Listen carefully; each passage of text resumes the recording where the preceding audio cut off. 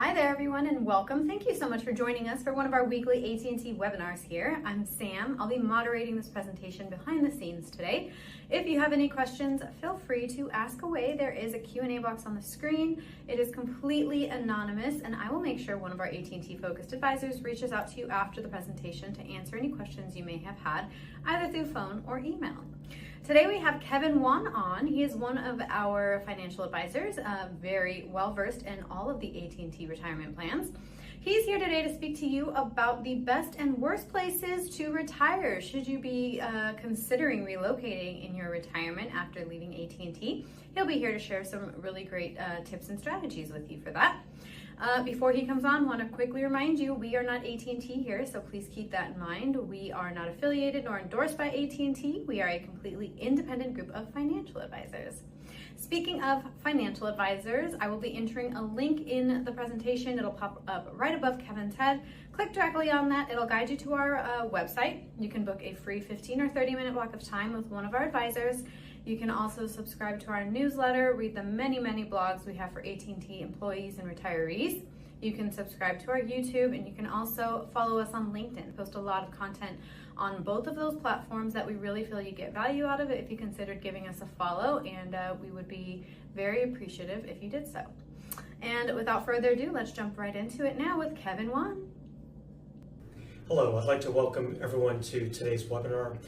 My name is Kevin Wan. I'm one of the certified financial planners here at Wealth Enhancement Group.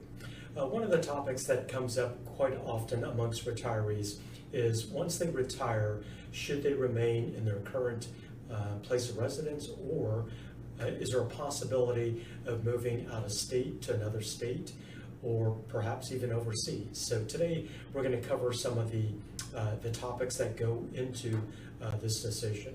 We'll cover some of the tax considerations, the different cost of living costs for different areas within the country and even overseas. And then we'll talk about the healthcare and economic considerations. But the bottom line is to make sure you have a well thought out plan and have a good plan in place. Now, there's a saying, without having a plan is planning to fail. And you really don't need to be in that sort of situation, even if it pertains to retiring somewhere else. A company like Wealth Enhancement Group, we do offer a complimentary, what we call the Retire Kit. So if you don't have a plan in place, we can certainly put that together for you. It is on a complimentary basis, but essentially what it is, it's gathering all those pieces of the scattered retirement puzzle, organizing the data, putting it into one comprehensive report, and then we're able to extrapolate those numbers into the future with various planning assumptions. And by doing so, we could actually show you what your retirement looks like year by year, all the way through life expectancy. We can even create multiple scenarios. We can create one scenario with you remaining in your current residence, and then scenario 2 could be with you retiring in a different state, or perhaps even a different country, as long as we have the data inputs for those two situations. So let's go ahead and get started. Now, a couple things to consider right off the bat is the tax considerations. If you plan to move to another state within the U.S., what is the different tax impact? Not only with property tax and sales tax and all the other taxes, it's really important that you gain a good understanding what those taxes will be in that new area that you may be considering. Now, regarding some of the, let me blow this up. Now, regarding some of the no state income tax areas, you can see here there's several states within the U.S. with no state income taxes. That would be Alaska, Florida, Nevada, New Hampshire, South Dakota, Tennessee, Texas, Washington, and Wyoming. So would it make sense to move to one of these states with zero income tax to lower your tax liability? Now, some of the high income tax states, California is certainly going to be one of them. Now, think about this. The federal tax rate, the highest bracket, is 37%. But if you add on a 13% tax rate, state tax rate, like California, essentially 37 plus 13%, that's 50%.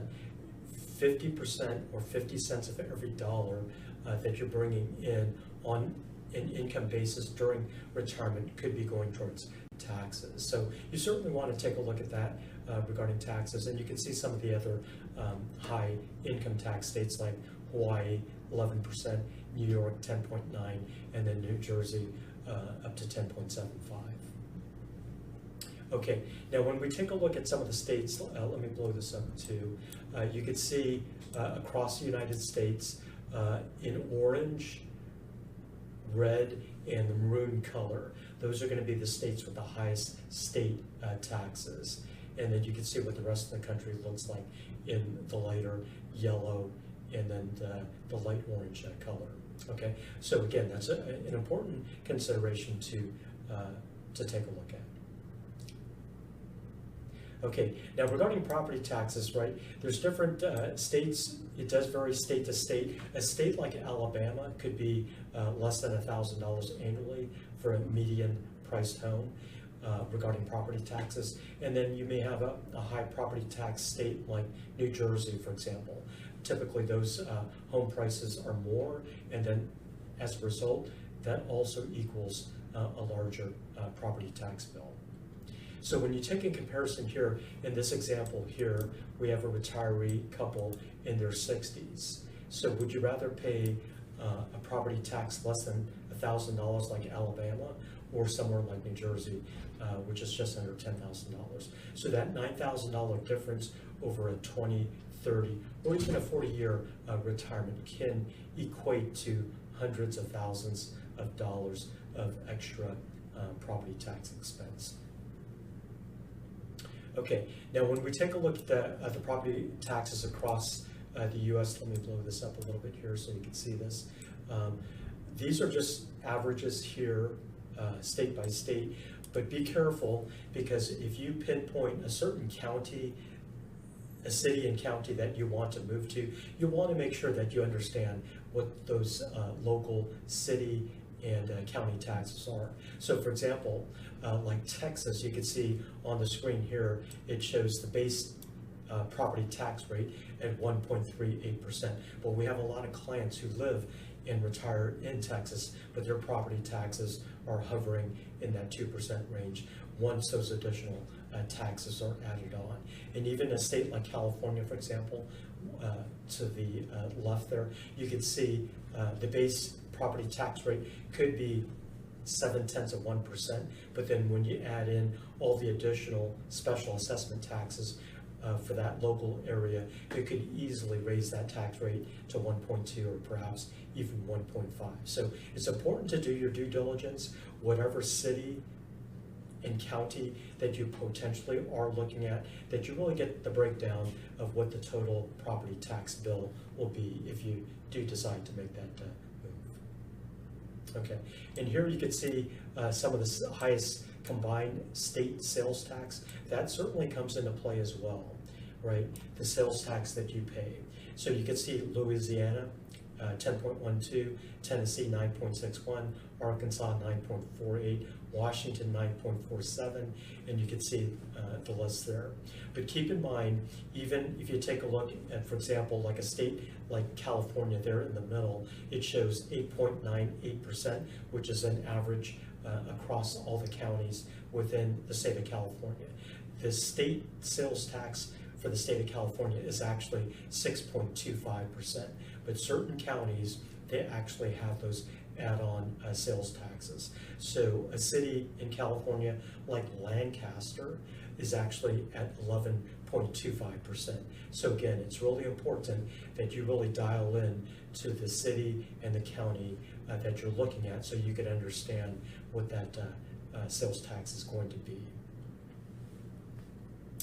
Okay, now regarding housing and living costs, this is another major factor. It's important to understand the cost of living in one state versus another, or if you plan to retire overseas, it's really important to understand what that cost of living allowance is, or what that cost would be to live overseas, and how strong is the dollar in each of those countries that you may be taking a look at. And then during retirement also, if you plan to sell your primary residence and perhaps move somewhere else, and if you plan to get a mortgage, you have to know what the current mortgage interest rate is, because you may currently have a low mortgage interest rate now, but if you make that move to another state and if you have to refinance or actually get a brand new mortgage, what will that impact be on the mortgage interest rate? Okay, so here you can see some affordable, you can see somewhere like Arkansas, which is considered very affordable, right? The median home price there is about $250,000. But if you look at a high cost area like California, the median home price could be hovering over $750,000. So it's really important to understand what the cost of living and what the home price would be in the new area that you may want to consider moving to. Okay, so here's an example here. If you have a 60-year-old looking to perhaps sell his or her high-priced home in California with a median home price of $866,000, if this retiree is to sell his house for $866,000 and move to a lower cost area or lower priced home, like a state like Arkansas, where the median home price is $255,000. In this example here, Alex would be able to pay cash for that house in Arkansas, plus it would free up $400,000 of cash for him to either invest or to live off of during his or her retirement years. Okay, now when we take a look at the median home prices across the United States, let's blow this up here a little bit. You can see in the orange, red, and the maroon colors, you can see that's sprinkled more heavily on the east and the west coasts, and there's some pockets of the orange, red, and maroon towards the middle there. But you can see for the most part, most states within the U.S. are going to be towards that left half on that median price scale there. So does it make sense to sell your house and move to a less costly area and free up that capital, free up that equity so you can live off of during your retirement years? So a lot of things to consider. This is just one of the things to consider regarding the median home price. Now, regarding retiring overbroad, there's quite a few factors to consider. We do have clients, perhaps they were born and raised overseas, or there could be a situation where they were military brats and they're accustomed to living overseas. Or you may have some retirees that have vacationed year after year overseas and have explored different countries, and they really enjoy those countries that they visited during vacation. So that opens up the possibility of potentially retiring overseas. But there's a lot of considerations that go into that decision. First off is financial planning. What is the impact on your dollar, especially if you're receiving Social Security and a pension? How far will that dollar go in the country that you are potentially considering moving to? And then what is the tax impact, right? The country that you're planning to move to potentially, does the U.S. have a tax treaty with with that country? What are some of the advantages and disadvantages from a tax standpoint? So it's really important to understand that. The next element, of course, is going to be healthcare. Typically in the United States, we have fairly decent healthcare coverage. If you retire overseas, are you going to be able to receive that same standard of care regarding your healthcare?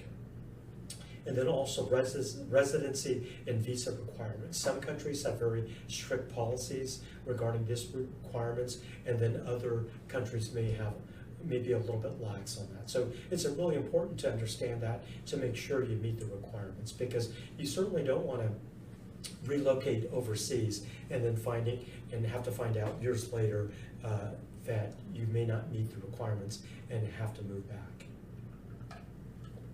Now, regarding cultural adjustments, this is extremely important as well. If you've lived overseas before, you're probably a little bit more familiar with the cultural adjustments that need to be made. But for someone that's going to be first time visiting or even living overseas, it's important to be able to adapt to that culture, because if there's not a good fit once you move overseas, if it's not a good fit, right, the family's going to be uncomfortable, and the last thing you want to do is to have to move back, especially and incur all those additional expenses if that were the case. So it's important to make sure there's a good cultural fit, and that the adjustment to that lifestyle meets your requirements in retirement. Now, regarding the trial stay, a lot of experts, they do recommend this.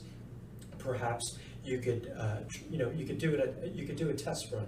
You could live overseas for a couple months, still maintain your place of residence here in the United States, but perhaps try it out. Stay in an Airbnb or stay overseas for several months. Get accustomed to the local culture, and after those 2 months, perhaps at that point, you can make a more prudent decision whether you actually want to move over 100% to that new country. So a lot of things to consider there. Okay, now regarding the cost of living comparison, let's just take a look at some of the differences here of living in the United States versus perhaps retiring in Europe, Latin America, or in Asia. So you can see the average monthly expense in the middle column there. For the United States, we're using an example of $2,580. Now, if your living expenses are double that, or triple that, or quadruple that, you would simply just need to do the math so that you can see what your actual numbers are compared to some of these other regions that you may want to relocate to. So 2,508 for the US. You can see in Europe, the median range is 1,746, but even a country or region like Europe, there could be a big difference here. Like you can see on the screen, Bosnia could be $900 per month versus Switzerland, more at the higher end at $4,059. So it's important to understand the different costs of living based on those regions that you may be looking at. Latin America could be anywhere from $1,000 to $3,800. A country like Nicaragua could be $1,000 per month versus Costa Rica, which has gone up pretty significantly over the last, let's say, the last decade, as more and more retirees are moving there. You can see their average monthly cost to live there is $2,800.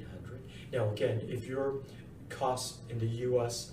is double that amount, you would just need to double all these numbers so that you have an apples to apples comparison. Now, Southeast Asia on the bottom there, you can see the range there from $1,000 to $3,200 per month. Somewhere like Cambodia could be less than $1,000 per month, maybe a little bit less developed versus, say, Thailand and Malaysia. Malaysia could be approximately $3,200.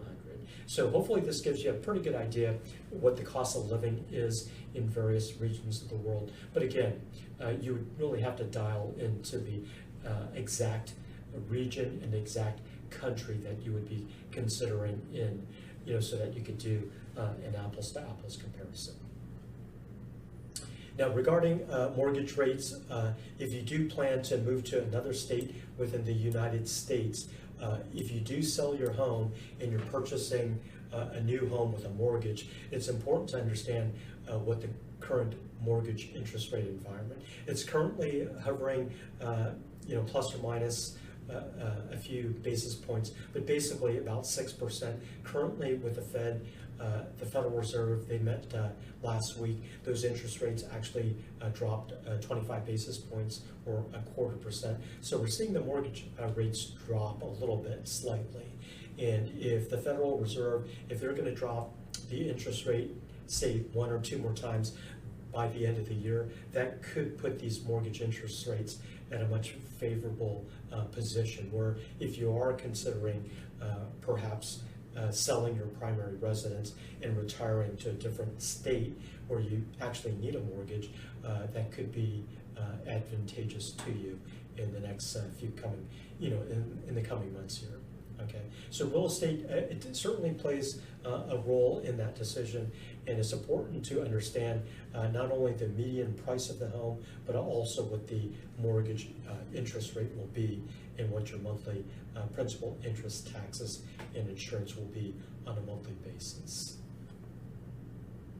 Okay, now regarding healthcare, this is another important consideration to consider because healthcare is definitely rising for retirees in the United States. So to have that same standard of care in a different state, it does vary state by state and even, of course, country to country. So it's really important to weigh what that healthcare cost is going to be out of pocket.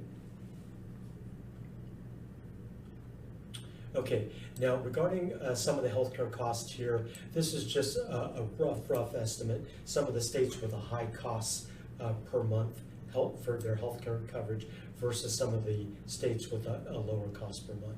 But again, this information is available. If you have a state that you have pinpointed, you could determine what that healthcare cost is going to be on a monthly basis. So that's another important consideration to take a look at. Okay, now here graphically you can basically see what the rising healthcare costs looks like. Of course, as we get older, you can see from left to right, those healthcare costs continue to increase. Now for 2026, Medicare Part B, we already know that's going to go up 11.6%. So currently the lowest that someone could pay for Part B for Medicare is currently $185, but with that 11.6% increase, that's going to raise that Part B cost up to $206. So it's really important to have a good plan in place to kind of map out what your healthcare costs are going to be, not only for the current year, but all the way through your retirement. Okay, now regarding inflation, when we run the complementary retirement roadmap, we do include an inflation factor on these plans, and we currently are using about 2.7% as a rate of inflation. But you can see, especially over the last few years, when we came out of COVID, that inflation rate was approximately 8%, but it has gone down since then. But it's important to make sure that inflation rate is planned into your plan. And you can see on the bottom there, fortunately with Social Security, there is a cost of living allowance built into that monthly benefit, but at the same time, those, the Medicare costs continues to exceed that rate of inflation. So a lot of moving parts to consider when making this decision, whether to stay where you're currently at to another state or perhaps overseas to another country. Okay, so as we wrap things up, it's important to consider all of these elements here. What is the cost of living allowance where you currently reside versus another state versus another country? And it's important to understand the taxes, not only the sales tax for each area, but also the property tax, and then also the income tax rate. What does that look like from a 30,000-foot view? It's important to take a look at the healthcare quality, some of the services that are provided in different states and different regions of the world, and then the housing affordability. How affordable would it be to live somewhere else versus where you're currently living? But the bottom line is, at Wealth Enhancement Group, we do offer that complimentary retirement cash flow analysis. So if you currently don't have a written plan in place, or if you don't have a plan that shows what it looks like if you remain where you're at versus where you plan to potentially relocate to, make sure you reach out to one of our team members and we can help you construct that complimentary retirement cash flow analysis for both scenarios, where you're currently living and then where you would potentially like to move to. We could actually create that scenario for you. Now, just to wrap things up, there's an interesting statistic: 74% of Americans aged 50 and above do not have a written plan for retirement. And really, there's no excuse for that, especially with a company like Wealth Enhancement Group. If you spend about 15 to 20 minutes with you, we can gather the data so we can create that complimentary retirement roadmap for you, so you could actually have a written plan in place. Okay, so I'd like to thank everyone for attending today's webinar. We look forward to seeing you in the very near future. Take care. Bye-bye.